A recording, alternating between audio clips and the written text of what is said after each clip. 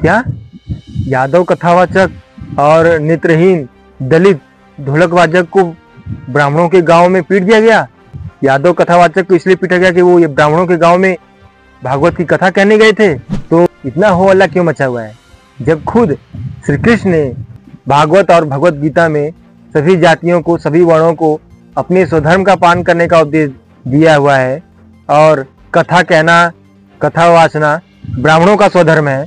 तो शूद्र, यादव या दूसरे क्षत्रिय, वैश्य, शूद्र हिंदुओं की हैसियत कैसी हुई कि वो ब्राह्मणों के स्वधर्म को हड़पने की कोशिश करें? अहिर यादव का स्वधर्म पशुपालन करना है तो वो अपना कर्म करे, अपना स्वधर्म निभाए, अपने स्वधर्म का पालन करे। अगर अपने स्वधर्म का पालन नहीं करेंगे तो खुद श्री कृष्ण ने भगवत गीता में कहा है कि यदा यदा ही धर्मस्य ग्लानिर्भवति भारत। तो जब जब धर्म की हानि होगी तो श्री कृष्ण जैसे महापुरुष अवतार लेंगे और चतुर्वर्ण धर्म का पालन न करने वालों को, चतुर्वर्ण के जाति पात को न मानने वालों को, वर्ण व्यवस्था को, जाति व्यवस्था को न मानने वालों को तो दंडित करेंगे ही। अगर वो अवतार लेकर दंडित नहीं कर पाएंगे तो पृथ्वी पर देवताओं के प्रतिनिधि ब्राह्मण तो हैं ही। फिर ब्राह्मण चाहे मानव मलमूत्र छिड़क कर शुद्ध करें, चाहे चप्पलों से मारे, चप्पलों की माला पहनाए, चाहे मारे पीटे, चाहे ताड़ित प्रताड़ित करें, ये पृथ्वी पर स्वयं घोषित भूदेव देवताओं के प्रतिनिधि ब्राह्मण उन्हें दंडित करने का काम करेंगे। ये तो खुद श्री कृष्ण ने ही भागवत और भगवत गीता में सभी जाति वर्णों को अपने स्वधर्म का पालन करने का उपदेश दिया है। फिर वाल्मीकि रामायण में राम ने भी तो महर्षि शंभुक की हत्या इसीलिए की थी, जात पूछकर कि शूद्र जात का होके तुम लोगों को उपदेश कैसे दे सकते हो, ये तो ब्राह्मणों का धर्म है, ब्राह्मणों का कर्म है। और इसीलिए श्री कृष्ण के भाई बलदेव ने व्यासपीठ पे बैठे रोमहर्ष सुत की हत्या कर दी कि शूद्र जात का व्यक्ति व्यासपीठ पे कैसे बैठ जाए। और आज व्यासपीठ पे बैठने के लिए कई शूद्र हिंदुओं का धर्म उबाल मार रहा है। कथा वाचन करने की, धर्मोपदेश देने की, जो कि ब्राह्मणों का धर्म और कर्म है, ये शूद्र अपनाना चाहते हैं तो ये शूद्र दंडित करने के ही लायक है। अगर व्यास शूद्र थे तो व्यास सीट पर सिर्फ ब्राह्मण ही क्यों बैठ सकता है, कोई गैर ब्राह्मण क्यों नहीं? क्यों आज व्यास सीट पर सिर्फ ब्राह्मण ही बैठे हुए हैं और कोई गैर ब्राह्मण बैठ जाए तो उस पे धर्म का उल्लंघन हो जाता है, धर्म का नाश हो जाता है, अधर्म हो जाता है, उसे अधर्म कहते हैं। अगर वेद पुराण स्मृति से लेके भागवत, रामायण, महाभारत, भगवत गीता, रामचरितमानस आदि ब्राह्मण धर्मशास्त्र हिंदू धर्मशास्त्र हैं तो इनका कथावाचन कोई गैर ब्राह्मण क्यों नहीं कर सकता? भागवत में कहाँ कहा गया है कि इसका कथावाचन सिर्फ ब्राह्मण ही कर सकते हैं, कोई गैर ब्राह्मण नहीं कर सकता? ठीक है, ये ब्राह्मण धर्मशास्त्र है, ब्राह्मण धर्म ग्रंथ है, ब्राह्मण द्वारा लिखा हुआ ये धर्म ग्रंथ है, तो इसे ब्राह्मण धर्म ग्रंथ ही कहा करें। हिंदू धर्म ग्रंथ या भारतीय दर्शन क्यों कहते हैं कि इस पे दूसरे भी अधिकार जमाने की कोशिश करें? और जब ब्राह्मण अपने स्वधर्म के पालन के लिए इतने कटिबद्ध हैं तो वो छात्र धर्म राजनीति में क्यों आते हैं? वो राजनीति में मना है, वो कोई भी इलेक्शन न लड़े, कोई भी चुनाव न लड़े, वो तो छात्र धर्म है ना। तो क्या ब्राह्मणों को राजनीति आने पर उन्हें भी दंडित करना उचित होगा? वैसे भी ब्राह्मण धर्मशास्त्र भगवत गीता में अहिर आदि पशुपालक जातियों, दलितों, पिछड़ों, आदिवासियों और दूसरे जनेऊ वंचित जातियों अर्थात शूद्रों, वैश्यों और स्त्रियों को पाप योनि अर्थात पृथ्वी पर पापों के उत्पादक और उपज तथा पृथ्वी पर समस्त पापों के लिए उत्तरदायी पाप योनि कहा गया है।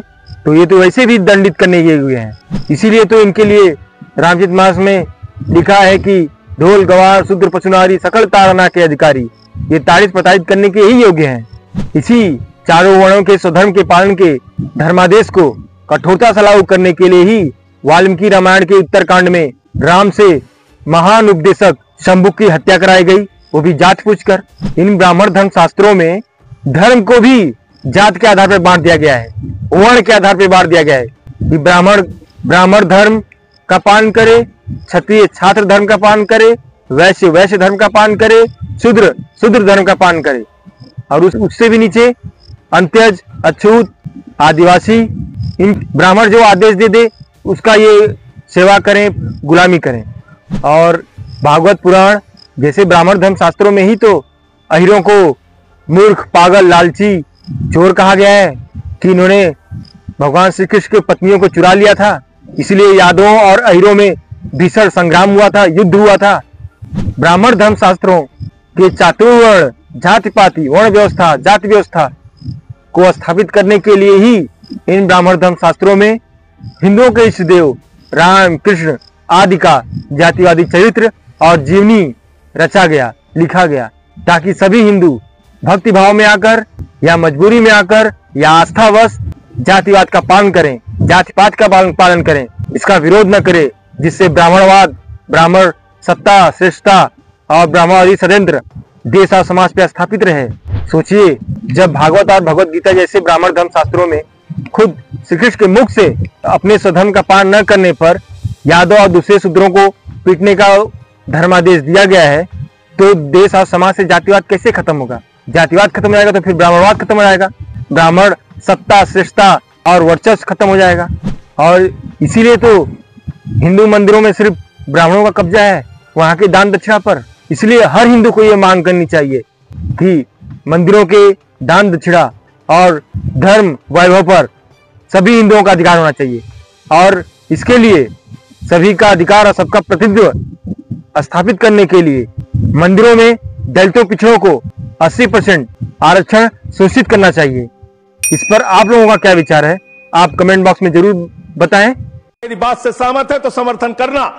समाज में छुआछूत को, बीमारी को मिटाने के लिए चलिए उठाते हैं कदम, और अगले सत्र में एक बिल लेके आइए। जितने भी हिंदुओं की कमेटियां हैं, ट्रस्ट है, बोर्ड है, उन सारे ट्रस्ट और कमेटियों में 80% आरक्षण दलित, आदिवासी और पिछड़े हिंदुओं को दीजिए। मैं समर्थन करूंगा आपका।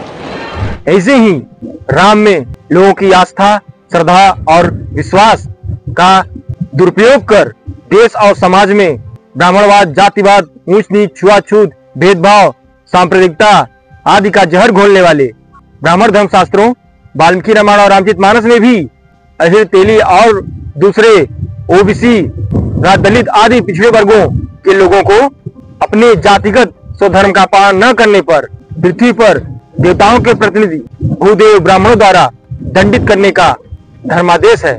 जैसे कि वाल्मीकि रामायण के समुद्र कांड में समुद्र किनारे बसे अहिर यादव समाज के लोगों को राम द्वारा अपने अमोघ बाण से जनसंहार किए जाने का उल्लेख है। तो रामचरितमानस में लिखा है कि जे वर्णाधम तेली कुमारा, सपच किरात कोल कलवारा, आभिर यमन किरात खस स्वपचादी, अति अघरूप जे। अर्थात तेली, कुम्हार, किरात, कोल, कलवारा, स्वपच आदि ओबीसी, एससी, एसटी के लोग चारों वर्णों से भी नीच, अधम हैं, और अहिर, यमन, किरात, खस, दलित आदि पिछड़े वर्गों के लोग पृथ्वी पर पाप रूप हैं, पाप के ही रूप हैं। तो पृथ्वी से पापों के नाश करने वाले राम और उनके समर्थक इनका नरसंहार करें तो उसमें पाप क्या है? उसमें तो पुण्य ही है। फिर भी तेली, कुम्हार, यादव आदि पिछड़े वर्गों के लोग इन जातिवादी, सांप्रदायिक वाल्मीकि रामायण और रामचरितमानस जैसे ब्राह्मण धर्म शास्त्रों का अपने घरों पर अखंड पाठ कराते हैं तथा भरपूर दान दक्षिणा देते हैं।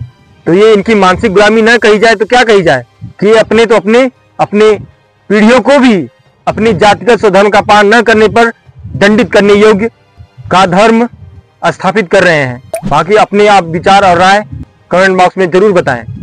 वीडियो को लाइक और शेयर करें, चैनल को सब्सक्राइब करें।